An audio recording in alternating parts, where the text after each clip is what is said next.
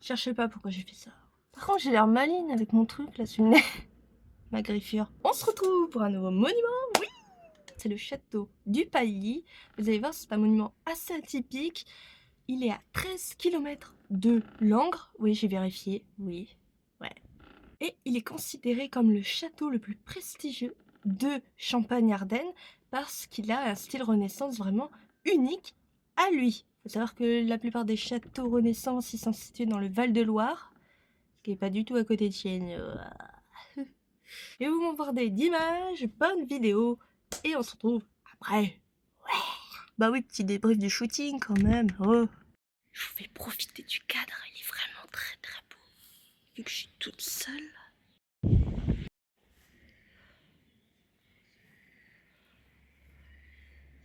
Il est énorme le château.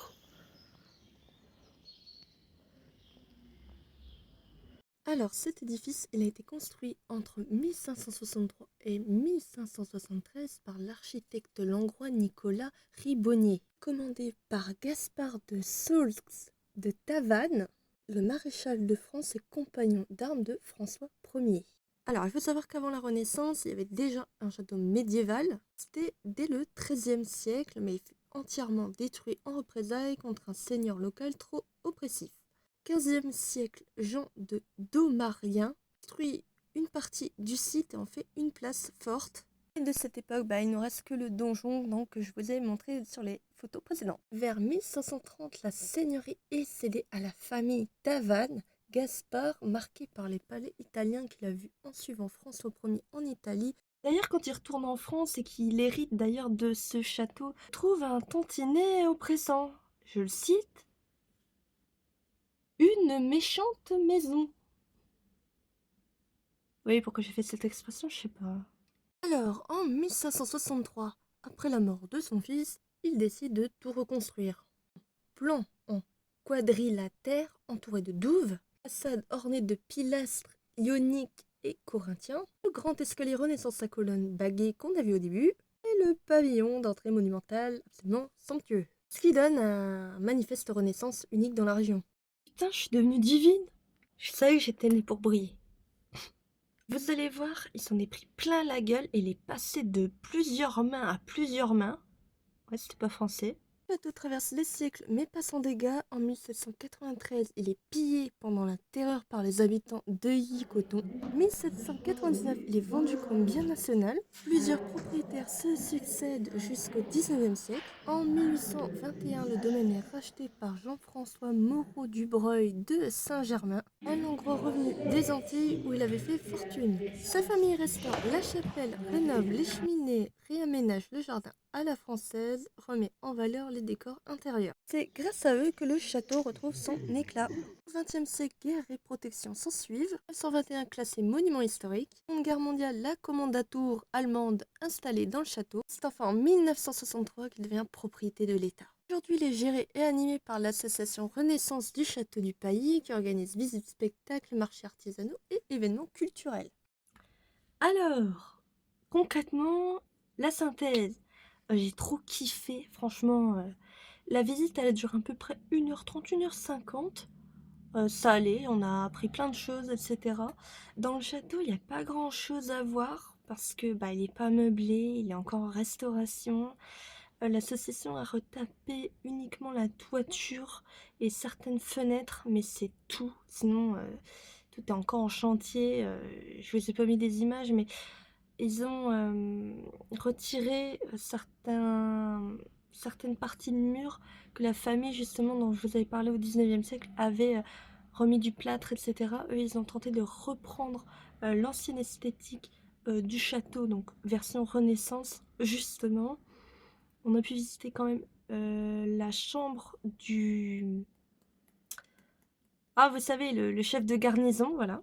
J'ai réussi à m'y retrouver.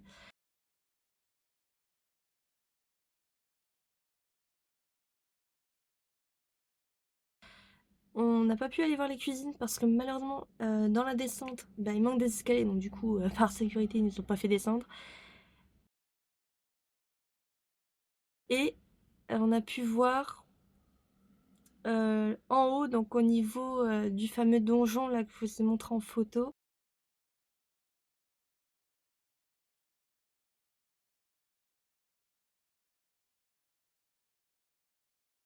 Et je vous ai même montré sur une vidéo la charpente, qui est absolument magnifique. Une petite subtilité qui est très drôle, c'est que pour y accéder, il y a un moment où ils ont fait appel, alors pas les gens de la sauce, hein, les gens à l'époque au 19e, ils ont fait appel à un menuisier, enfin un charpentier, oui, celui qui s'occupe des escaliers, je vais peut-être y arriver, un architecte. Et en fait, il y a un moment, le mec, il a mal calculé, et du coup, on s'est retrouvé avec des marches qui étaient normales, puis ensuite des grandes marches pour rattraper le coup. Moi, j'ai bien galéré pour monter, mais bon, c'est pas grave. Et une fois en haut, alors c'était très bouillant parce que moi j'y suis allée en pleine canicule, hein, parce que voilà. C'était magnifique par contre, mais ça tient chaud. Et il y avait un parquet, donc une surélévation. Il y avait un parquet qui était très beau. On a pu faire le tour, c'était très très grand. Ça donnait une vue absolument magnifique sur le lointain. Donc on voyait le village, etc. Des plaines, des champs. Pour l'architecture de l'intérieur, je vous ai montré les quelques cheminées qui restent. Alors, fut une époque, il y en a qui étaient en marbre, ils l'ont retiré, d'autres ont été laissés intacts. Mais par contre, oh là là, c'était vraiment trop belle les cheminées. Oh là là, sculptées comme ça, trop beau. Alors au niveau des jardins, pareil, il y avait du jardin à la française comme je vous expliquais plus tôt. Et il y avait une partie qui était encore, entre guillemets, un peu ancienne, avec un puits. J'ai pas fait beaucoup de photos là-bas parce que bah, j'étais en plein soleil et avec ma tenue. Les douves, il y avait un seul côté qu'ils ont gardé, sinon le reste, ils les ont entre guillemets ensevelis, hein, ils ont refait de la terre, de la pelouse.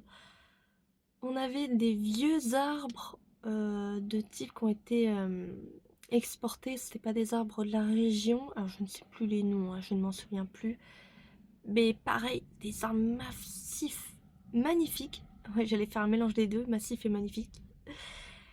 Euh, Bien sûr, les fenêtres, style Renaissance, trop belles. Dommage qu'on ne pouvait pas s'en approcher parce qu'à l'intérieur, vous aviez les murs de base et il y avait des fois des barrières en bois pour nous empêcher de s'approcher. Parce que, bah, je sais pas. Ah, c'était un peu, comme je vous ai dit, le chantier, donc ils ont fait un parcours à peu près safe. Et dans la pièce où la pièce, ouais, où la visite s'est terminée, il y avait des costumes. Et c'est assez marrant parce que quand je suis arrivée justement en costume la première fois, la personne qui s'occupait de la visite m'a dit: «Oh, vous êtes habillée comme justement Jean de Tavannes.» Je suis pas sûre que j'ai respecté son nom. C'est pas grave. Enfin, si, c'est grave. Aïe. Et je vous avoue, j'étais trop. J'étais en mode: ouah, il y a des costumes comme ça. Ils sont là en expo. Il y a mon cœur de performeuse qui est en mode: ah, j'aimerais tellement les avoir. Mais ils étaient très très beaux. Je vais vous mettre des images d'ailleurs.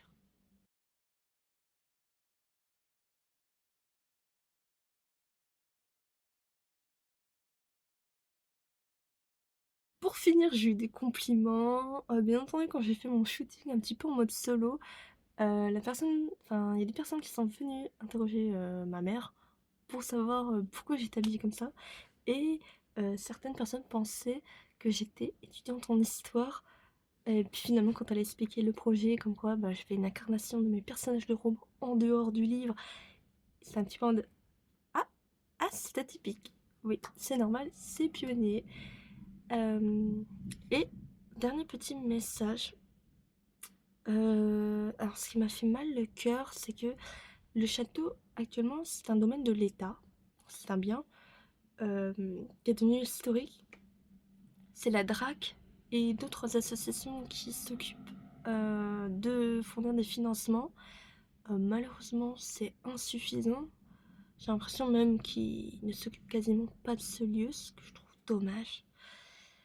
Et je me suis dit que je garde ça de côté, mais je compte faire peut-être une cagnotte, vous voyez, qu'on remplit ici et là, enfin qu'on essaye de remplir ensemble. Et à un moment, on va pas forcément donner des milliards, hein, on n'est pas Rothschild, mais même ces 1000, même ces 500, pourquoi pas leur donner, vous voyez. Je pense sur une cagnotte. C'est toujours ça, je pense pas qu'il y ait grand monde qui aurait eu l'idée, mais je vais tenter. Voilà. On en reparlera, vous en faites pas, je redonnerai. Le chat est derrière. Voilà, vous avez un visage. Je donnerai des nouvelles de ce projet parce que ça me tient à cœur. Je trouve ça tellement dommage qu'il y ait des monuments qui perdent comme ça leur esthétique, qui sont un peu abandonnés, alors que ça reste quand même des œuvres, des mémoires de notre patrimoine. Et en plus, déjà que dans la région, on n'a pas... Voilà, hein, c'est pas Paris. Bah, il y a des petites pépites qui sont comme ça, abandonnées. Donc on va essayer de leur donner du pouvoir, la visibilité. Oui, avec qui. C'est peut-être parti un peu trop loin. Bon, sur ce, je vous laisse.